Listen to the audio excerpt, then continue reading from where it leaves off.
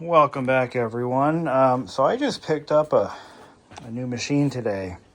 This was actually given to me with the stipulation that I'm not allowed to sell it, which, you know, is reasonable. This was a one-owner Tandy 2500 XL2 in the original boxes. I've got the VGM 200 display. I don't know how that compares to the VGM 225 V Westlife did a video of a while back. But I do know some of the background of the 2500 XL2. And this machine was actually manufactured by Victor, who was a company that made the World War II bomb sights that helped win the war. And Radio Shack purchased the manufacturer in hopes of taking some of their higher-end business class workstations, their small form factor machines, and developing a line of higher-end computers. Of course, that did not pan out for Radio Shack, and it ended up becoming a total failure. But the 2500 XL is the one that I seem to be able to find a lot more information on. This is the XL2. And I've got the unit right here. I've got the original keyboard and some boxed software, but I don't have any of the original software for this in physical form. So the person who gave this to me is a longtime family friend. I've actually met her back in 1988. And this was a computer that her mother-in-law, I believe, owned and wanted to find a good home for. And she thought of me, and I'm glad she did. Because, not that I was looking for one of these, but now that I have one, I think it's damn cool. So you'll notice the elephant in the room. This has a CD-ROM drive, but check this drive out. This is period correct. This may actually be factory installed. This unit pulls out like a drawer, but it's a little sticky. There we go. And then you open it up like this. Have you ever seen a CD-ROM drive like that? Now, safe to say, this is going to be a 1X CD-ROM, probably with a proprietary interface. But here's something even cooler. Now, I've never seen one of these before, but it still has a Windows 3.1 serial number tacked onto it.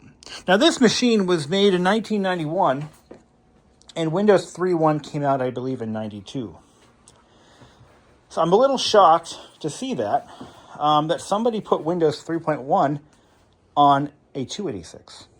But that also means it's very possible this machine has some pretty cool add-ons built in.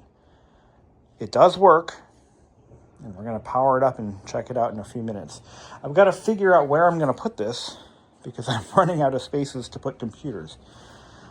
But on the front here, we've got, this looks like a reset button there.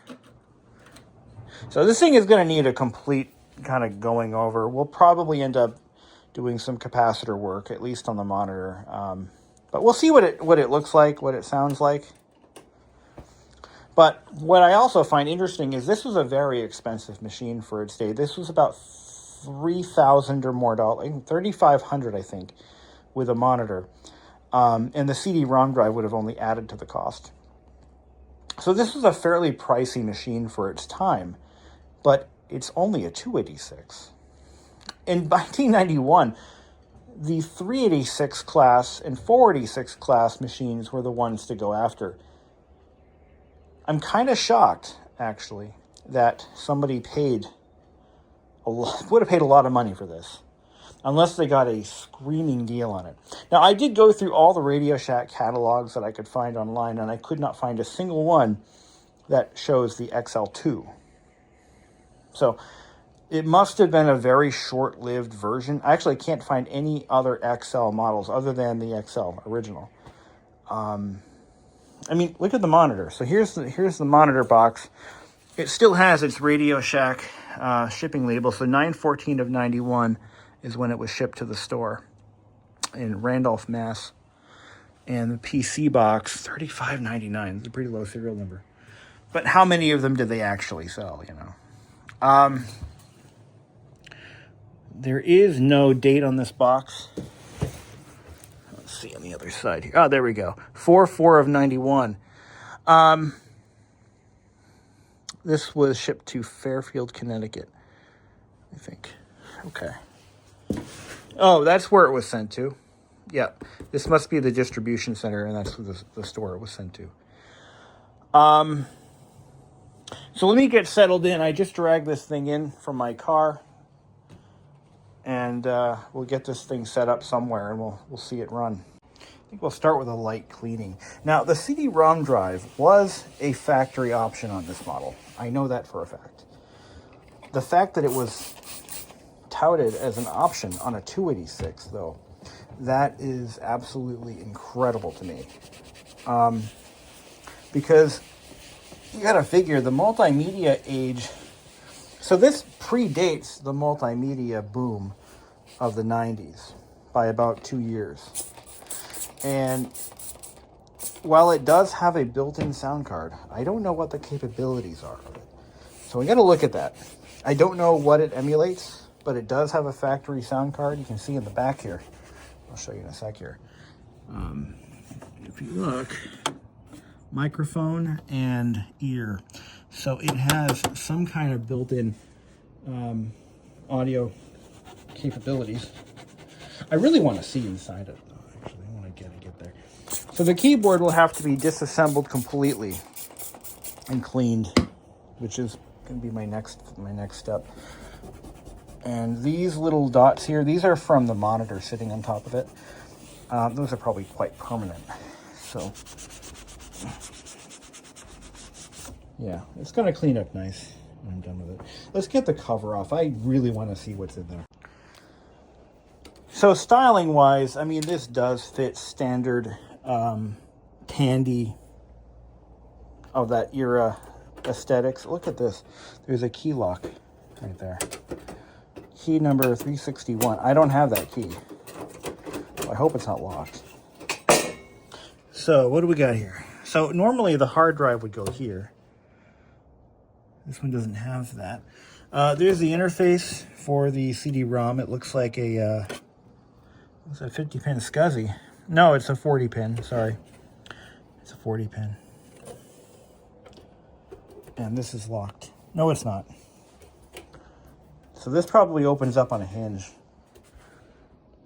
Let's see. And there it is. That is a Tandy CD-ROM drive. And there's our hard drive. That is, it's a Quantum, so it's probably dead, which is a shame because it would have all the system software on it. RAM slots are fully populated. What do we got here? It's really not that dirty. It's not clean, but it's not the worst I've seen. Date of manufacture, December 91. So this was purchased in 92, more than likely. And, ooh, look at that lithium battery. We'll put a new one in right now. I don't want that blowing up on me. I'm surprised it hasn't blown. A little bit of corrosion, but we can fix that. It's a CR2032 that is expanded just slightly. We'll take care of that in a jiff.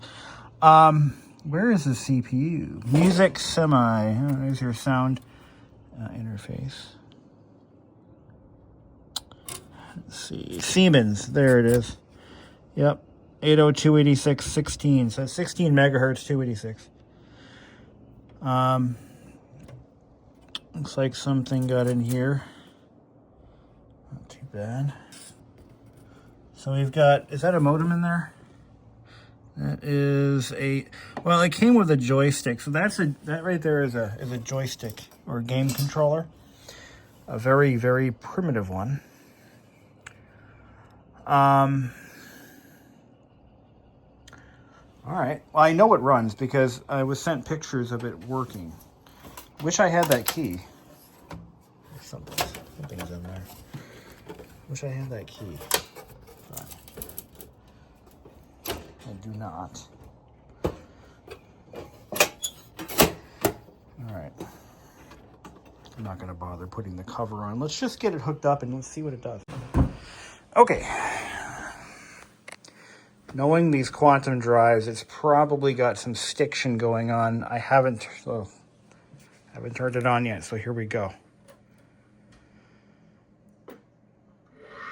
Ooh. Okay. So we have some expanded memory, 4 megs. Good. The drive actually sounds fine. Okay, we're going to put a new clock battery in there. Run setup. Press F1 key to continue. Keyboard responds. It's booting off the floppy drive. Oh no, wait. What? It's booting off. What? Does this have DOS and ROM? Or is it set to prompt? Hold on. Okay, so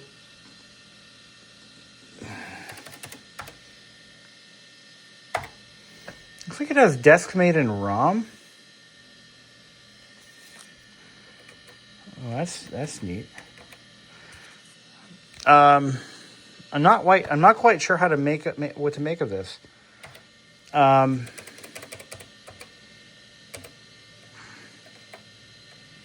So drive C and drive A mount.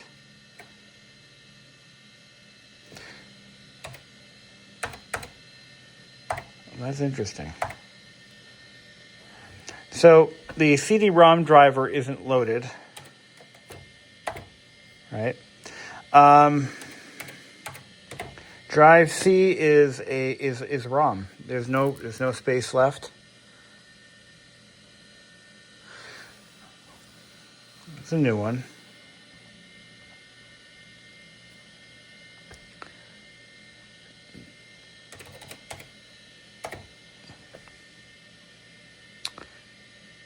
Quick load PC link calendar. Directory disk F4. Get info, format disk copy, view, desktop, install, display move. What does that do? DeskMate and ROM. Not even the HX has that. Please insert a disk containing install.pdm. Huh. Interesting. So what I don't know is if there's a setup utility that I need to get into the BIOS that it acknowledges the hard drive. This is the disk that came with it. Let's go ahead and get out of here. What's on that disk if there's anything at all? Is it even readable? Not readable. Okay. All right, so I've got to find the setup disk online. It does exist. I don't know if it'll work on the XL2, but it does. The XL one does exist, along with, I believe, the CD-ROM drivers. So those will be fun to find. I think the more challenging aspect of getting this machine back to where I want it, it's going to involve cleaning it without damaging the serial. Normally, I would wash it in a tub of water, the cover. But this is going to require a more delicate approach because I don't want to lose that serial number. That's pretty rare. I've never, ever seen a computer with a Windows 3.1 serial label still intact.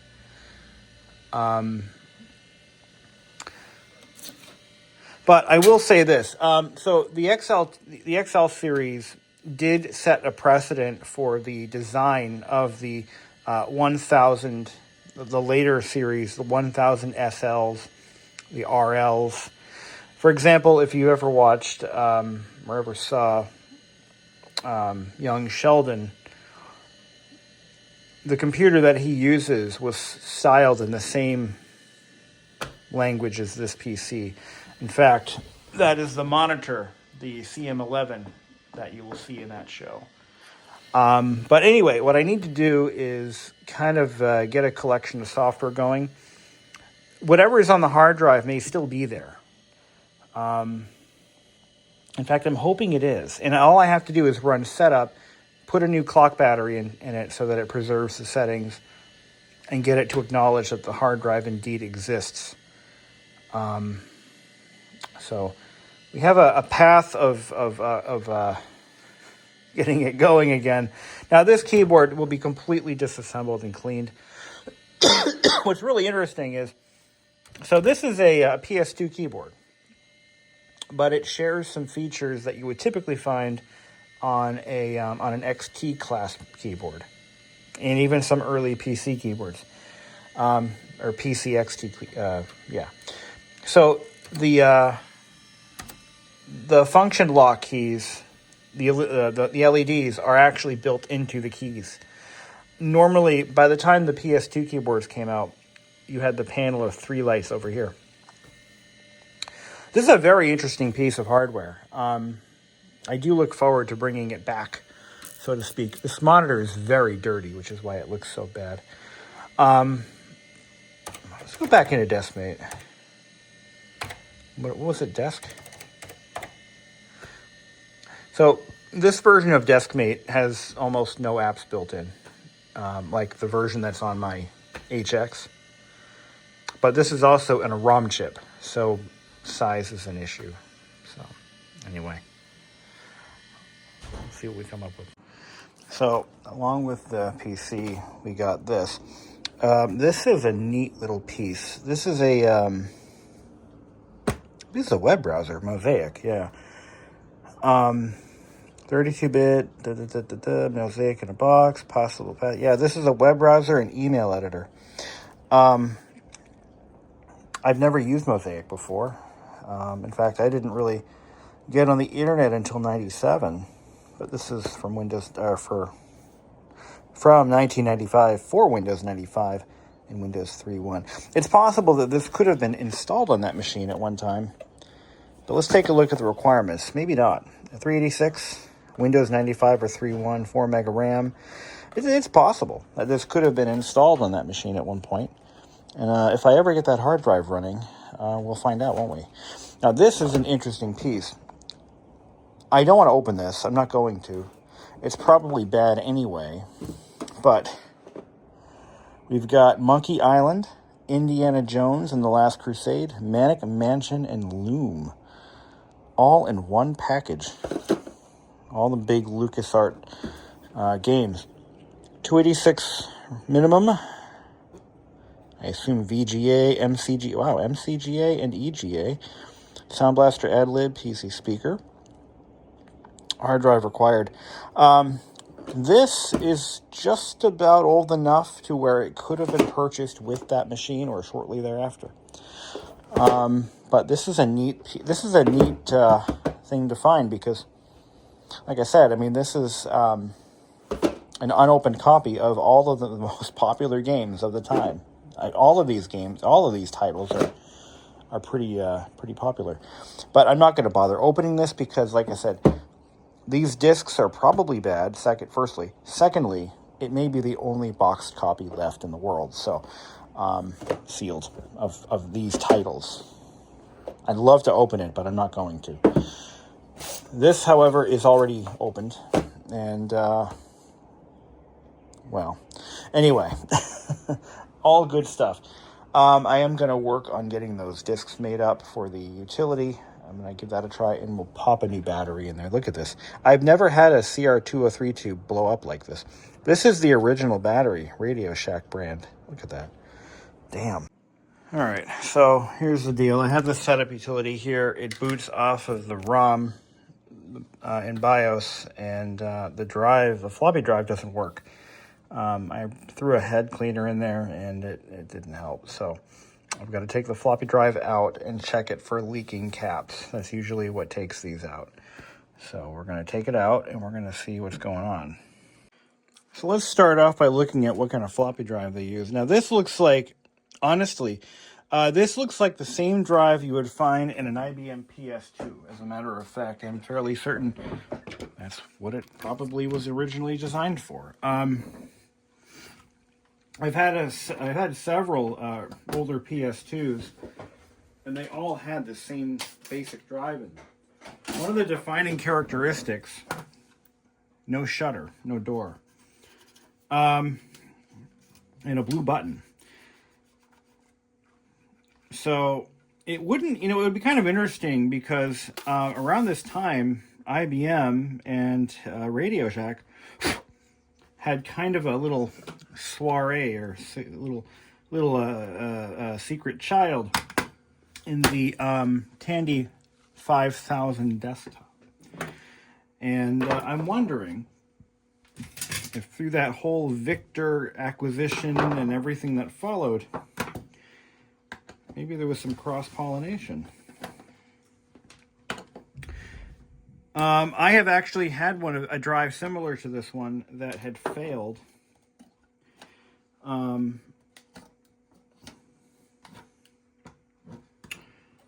In a very similar way. Oh, it's a TIAC. So yeah, I think IBM was a Toshiba.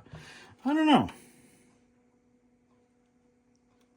How does this come undone? That have to come off? Yeah, it does.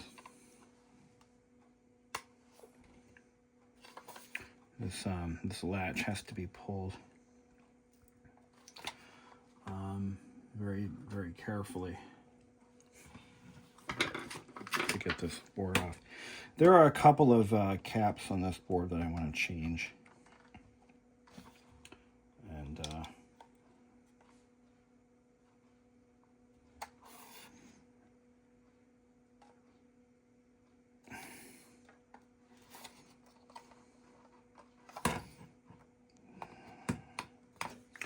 how does this come undone? Or does it?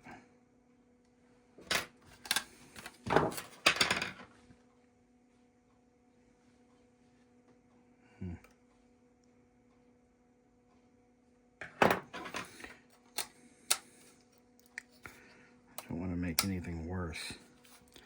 I'm going to be very careful with how we approach this. We don't want to throw the drive out of alignment or damage anything, because I don't imagine this drive is easy to find. They don't sell these at Walmart anymore.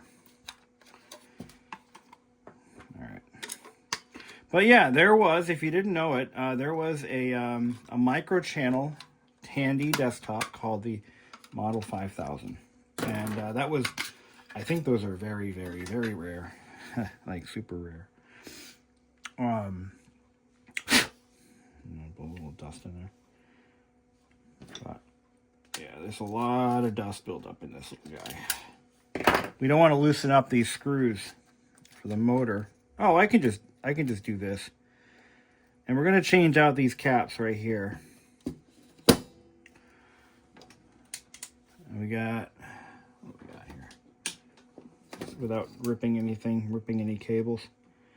I've got 1622, a 1622, looks like a 10100. Two 1622s, at least one 10100. Yeah, I got the shorties.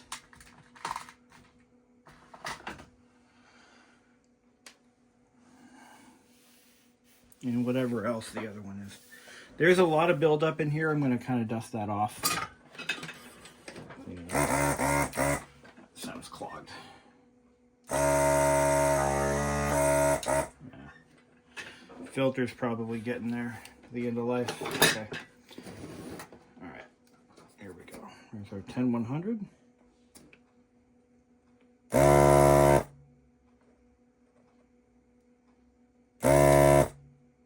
We don't know for certain that the caps are bad, but given the fact that this thing is sat in a hot attic for God only knows how long, it's a good place to start.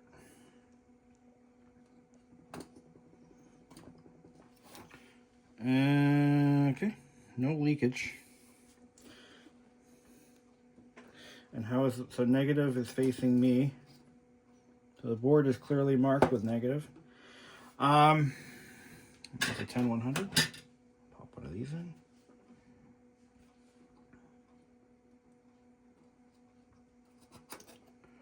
Okay. Next, I'm going to mark these.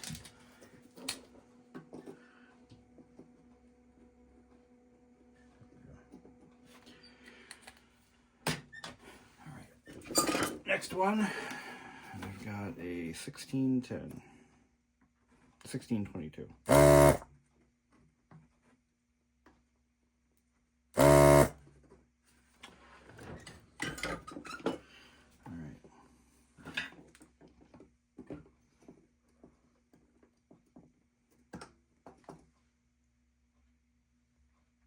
No leakage. Oh, that's a 1022. We're gonna do a 1622. We're gonna substitute a 1622. That should be fine.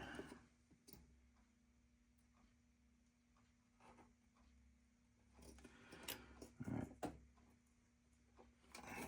Next, on our hit list, we've got this guy here.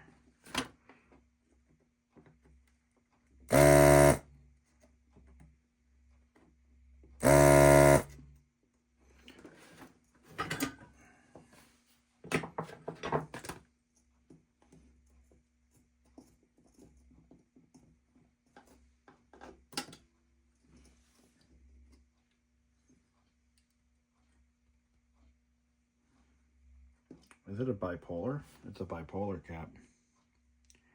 It's a 16 volt, 10 microfarad. I actually have those. Wouldn't you know it? I have those, but I only have big ones. So that's probably not going to fit. I'm going to have to. What I'm going to have to do with this is I'm going to have to do like a little bit of a bend and kind of shove it where it don't belong. Where's my bendy tool? There it is.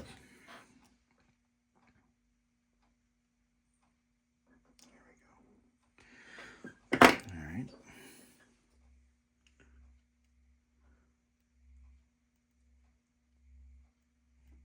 I started stocking up on bipole caps because I find them in the most random things, in the most random places. They're good to have. Let me make sure that's going to fit. And it doesn't create a... Yeah, that's going to create an interference problem. What if I go straight with it? Will it fit straight on? Let's find out. Probably not. There's not a lot of space in there. There we go.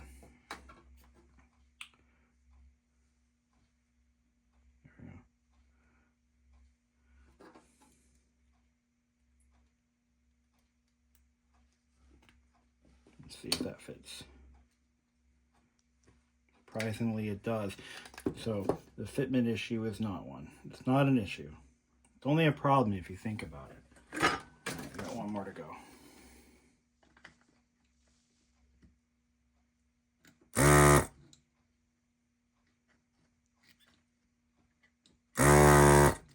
We have a couple of surface mount caps on what looks like the motor control board. We're not going to touch those yet. We're going to do this first. And then we'll go from there. 10, 16, 10. 16 volt 10. 16 volt 10. Oh wait, I think I screwed something up here. Okay, I didn't, all right, I put a 16 volt 22, I meant a 16 volt 10. Ah, I'm such a moron. 16, 10. Here it goes. My bad. Probably would work. Oh, is that a bipolar as well? Yes, it was. We need 2 bipolars. 10-100 we got. 16 volt 22 is what I put in here. Did I have a 16 volt 22? The 10 volt 22. Okay, we're good. We're on track.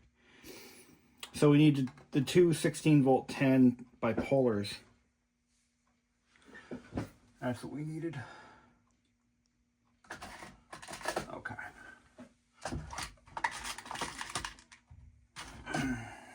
There we go. Don't mind my bench. I've been working on a customer's radio today, or yesterday. And aside from one little part I had to order, it is ready to ship. Yeah. Okay. Now let's just check for clearance and fitment issues. I do anticipate that we're probably going to have an issue.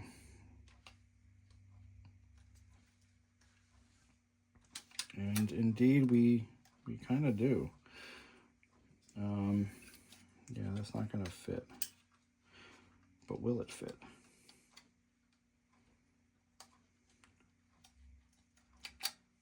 There we go. Okay.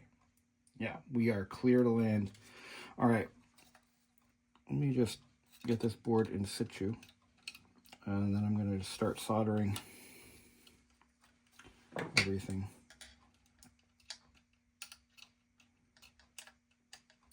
I want to see if we can't get that hard drive working. Yeah. There we go.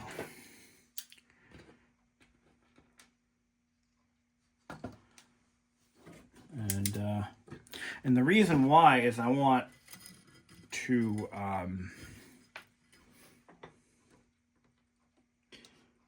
see if it still has its original system software intact.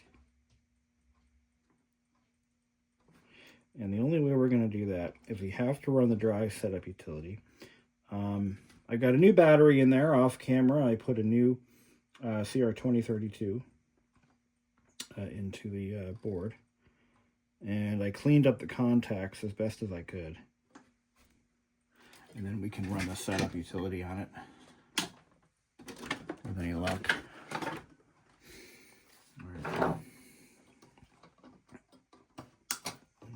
There we go. Click, click.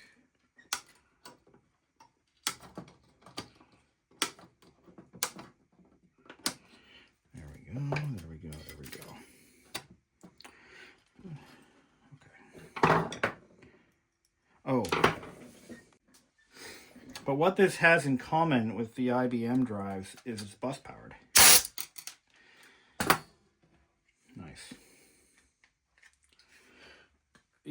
I've noticed a decline in the quality of spray cans. And it's really bothersome. You know what I mean? You know what I mean, bird?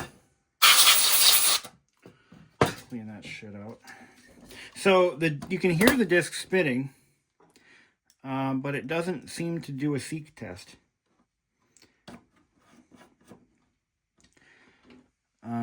Not good. That's not a good sign. Right. Here, let me toss these. I could test these, but I'm not gonna bother. Throw new ones in.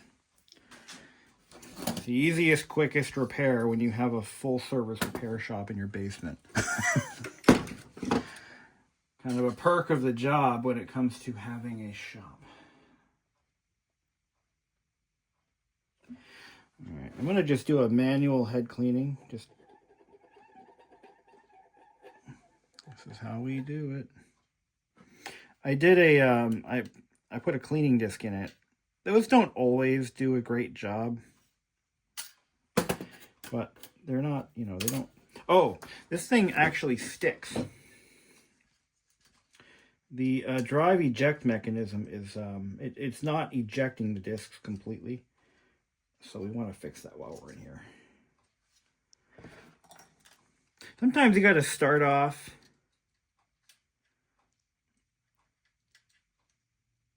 at the simplest thing, you know. So it won't read a floppy disk. Well, let's take a look at the floppy drive.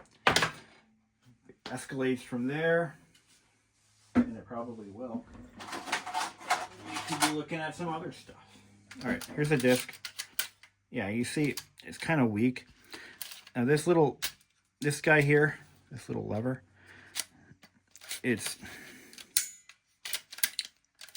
just not pushing the discs out. So let's take a look at that.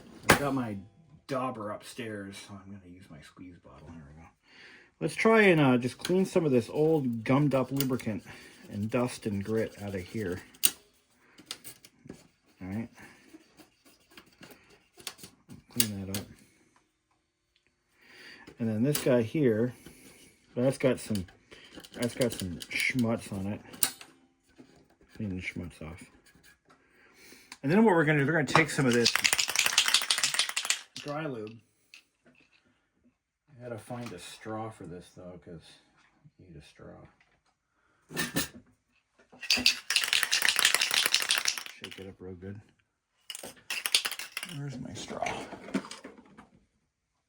Where is my mind? Where is my mind? I thought I saw it in here on my little rotisserie thing. Where the fuck are you? Straw? No, that's not the right side. All right, let's just aim and hope for the best. I'm going to spray some of this down in there. We'll have to clean the heads again. Spray some on that arm. Spray. So this is like a Teflon.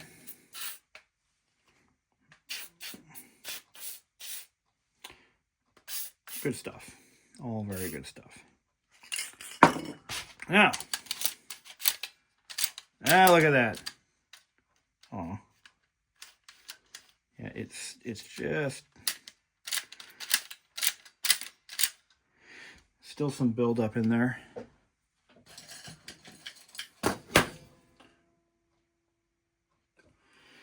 You can see it. It's all gummed up from just sitting.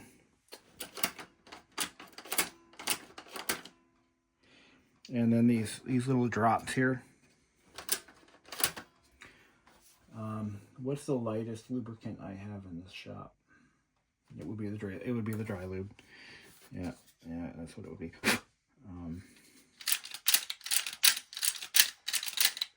I think we got it.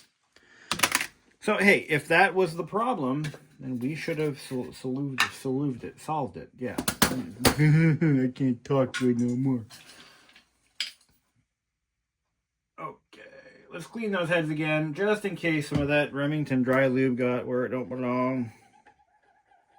That, and I like that sound. Okay.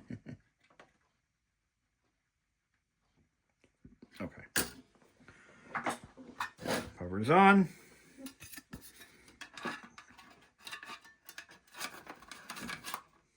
And just snap it shut. Was there a screw in the back here? I think there might have been. I don't see one. You guys didn't see me take a screw out of the back of this, did you? No, I don't think there was one. It was just 2 screws in the bottom of the board, and that was it. Yeah. Okay. Well, I'm afraid the floppy drive in this machine is dead. Same issue. No improvement. It won't even format a disk. So, and I can't get into system setup, but I should, even with base configuration, it should still work. So, until I find another floppy drive, I'm dead in the water on this machine. So, I think I'm going to keep looking for a drive that will fit this machine. I'm going to figure out what model drive it needs, and then we'll just a standard Tandy, 3.5-inch 1.44 should fit. Here, the hard drive isn't dead. The hard drive is doing that random disk click. So the drive is working. So that's actually a good thing. I think once we get into system setup at some point, we will. I do have a floppy emulator, but getting it to work on this machine is going to be a pain in the ass, and I don't want to go down that road. So I'm going to put this aside for now and come back to it later on. If any of you have any suggestions, or you have a floppy drive to sell, I would love to hear from you. And I'd like to get this thing back up and running again. I have a feeling that the original drive still has the original system on it, which will be really helpful. I just heard it. It did a quick disk seek. So that's a good sign of potential. So I'm going to keep plugging away. I'm not giving up. I think we're pretty close. Until then, thank you for watching. So I just did my best to clean this cover, but like I said, these are spots that they're just part of the fabric of the machine now because, you know, chemical reactions and whatnot. Nothing I can do to get these out, except for maybe,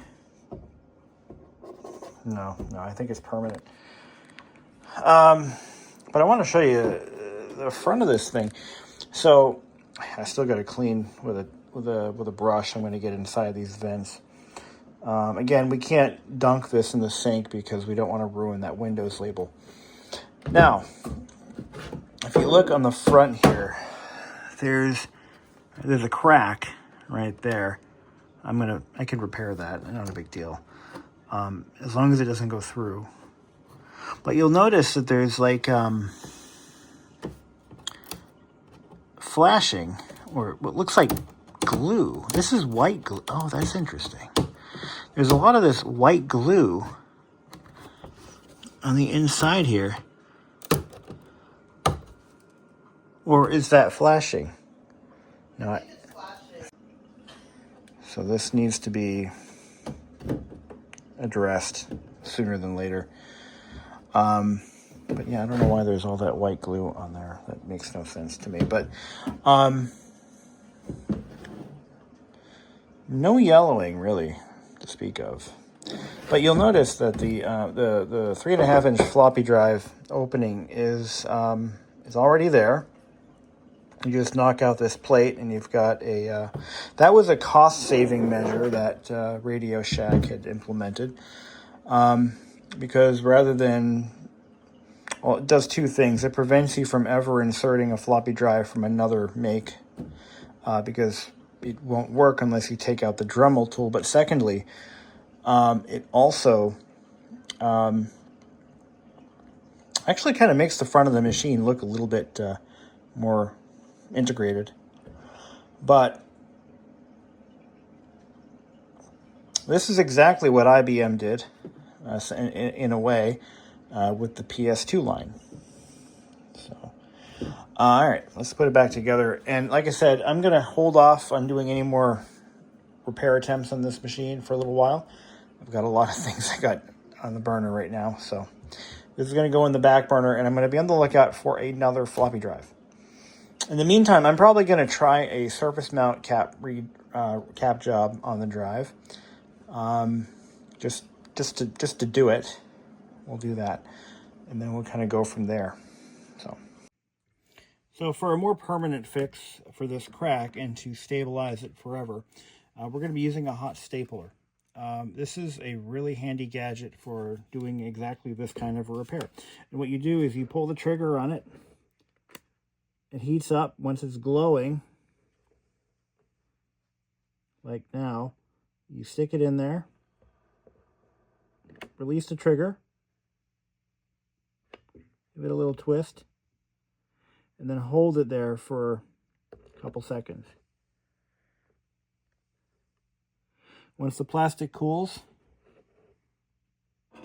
pull the tool out, and you're done.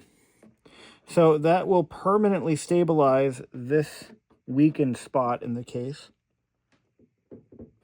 I tried to use a soldering gun to kind of melt and blend the plastic together on both sides. That doesn't really work that well. This is permanent, and it will never split again. That tool has come in clutch. Use eye protection. Now, if this has an interference fit with the chassis, which I don't think it will, but if it did, you could take a die grinder and just grind it down. And if you did it right, you'll never see it from the other side. But that crack, now what would happen is this crack will grow. If we didn't address it, it will grow and it will be obvious from the outside. And that's what we want to avoid. So it should be good to go now. So what I want to do next is just eliminate the possibility that something could be wrong with the discs themselves. So what I'm going to do is we're going to fire up the Toshiba Portable, which, by the way, is infinitely more powerful than that Tandy is, and portable. We're going to fire this guy up, and we're going to see if those discs are bad. So we're going to start off with the one that has the setup utility on there, and we're going to see what's going on. This Toshiba is one of the most prized machines in my collection. And I am very fortunate to actually own one of these because they are so rare. The T3200SX, I've made many videos on this one. It took me, and I'm not even joking, it took me probably 15 years to find one. And then I blew it up. I did a cap job on the power supply, a routine cap job, and it wouldn't fire up for me. So the disc is good. So this has the setupxl2.com and the executable for creating the disc. So the disc is not bad. Now, how about the one that came with the machine? I'm going to make sure I label that. I don't want to write it over. This is what came in it. Let me just double check, make sure there's no dust or anything built up in there. This was a boot disc for that machine that the previous owner had made for it. I wonder what's on it. Oh yeah, Windows 3.1. Good old Windows 3.1. You actually have to exit or change discs because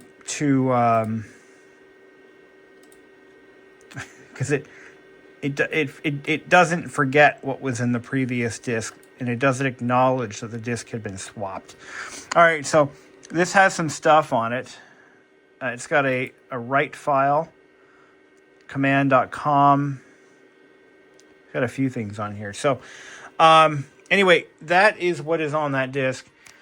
So the disc is readable.